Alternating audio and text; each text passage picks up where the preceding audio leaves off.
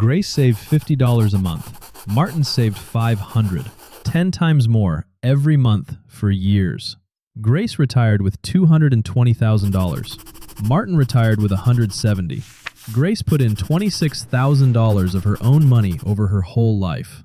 Martin put in $90,000. He saved 3.5 times more than she did and ended up with less.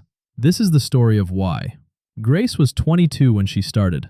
She was a receptionist at a dental office, making almost nothing, sharing an apartment with 2 other girls and a cat that belonged to none of them.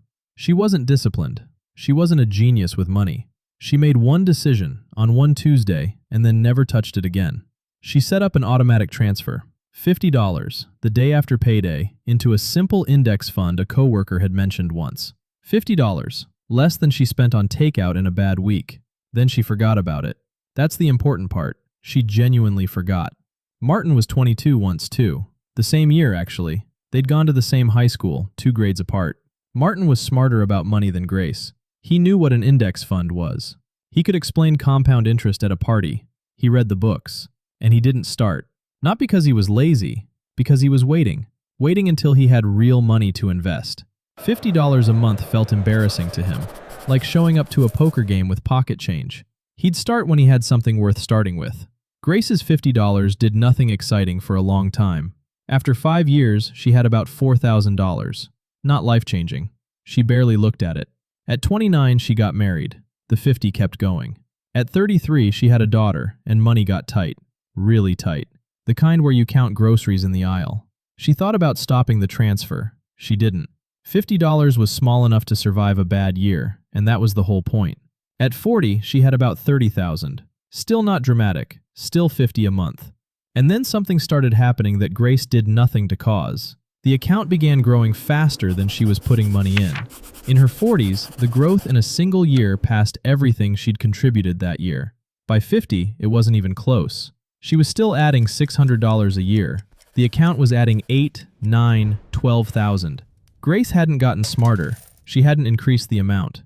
Time had been working the entire time, quietly, in the background, for 28 years. Martin's career went better than Grace's. By 30, he was a project manager. By 35, he had a company car and a corner desk. And every year, he told himself the same thing. Next year, when things settle down, I'll start properly. At 30, he had a wedding to pay for. At 34, a house down payment. At 38, 2 kids in daycare, which cost more than the mortgage. At 43, his father got sick, and Martin covered what the insurance didn't. None of these were mistakes. Every single one was a real reason. That's the part nobody warns you about. When you're waiting, the reasons are always real. Martin finally started at 50, and when he started serious. $500 a month, automatic, into the same kind of fund Grace had been using since she was 22. He was proud of it. $500 a month at 50 felt like taking control. Here's what Martin couldn't see. When Grace put $50 in at 22, that money had 43 years to multiply. It doubled. Then the doubled amount doubled. Then that doubled again. A single $50 transfer she made in her 20s was worth more at retirement than a $500 transfer made at 55. Martin's money was good money. It just arrived late to the party. By 65, Martin had put in $90,000 of his own income, 3.5 times what Grace ever contributed. His account held about $170,000. Grace had put in $26,000. Hers held about $220,000. Same kind of fund, same country, same kind of life. The only difference was 28 years of doing something small. They ran into each other at a retirement party for a mutual friend. Martin, being Martin, brought up numbers. When Grace said hers, Martin went quiet. "That doesn't make sense," he said.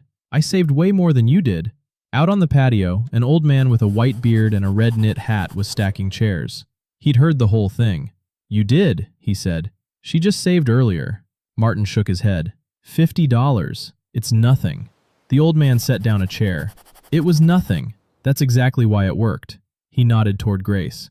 "She never had to be brave about it. Never had to feel it.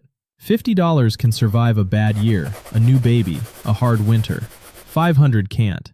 Not when you're 22. He picked up another chair. Everybody's waiting to start with an amount that feels serious. But the amount was never doing the work. The years were doing the work. And the years only count the ones you actually showed up for. Martin didn't say much on the drive home. He wasn't broke. He'd be fine. He had the house, a pension, 20 years of good salary behind him. This isn't a story about a man who ruined his life. It's a story about a man who spent 28 years being right about money and doing nothing with it. He called his daughter that night. She was 23, waiting tables, apologizing about how little she made. Martin told her to set up a transfer, any amount, $25 if that's what fit. She said it wasn't worth it. That's what he'd said too, at 23, in almost the same words. So he told her the number, Grace's number and his own, side by side. She set it up that week. Grace still isn't a financial expert. Ask her about markets and she'll shrug and change the subject. She did one small thing on one Tuesday when she was 22 and then let time do what time does. So don't wait until the amount feels serious. It never will. Start with something small enough that you'll forget about it.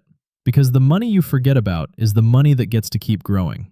The best time was 20 years ago. The second best time is the day after your next paycheck. Subscribe for more stories.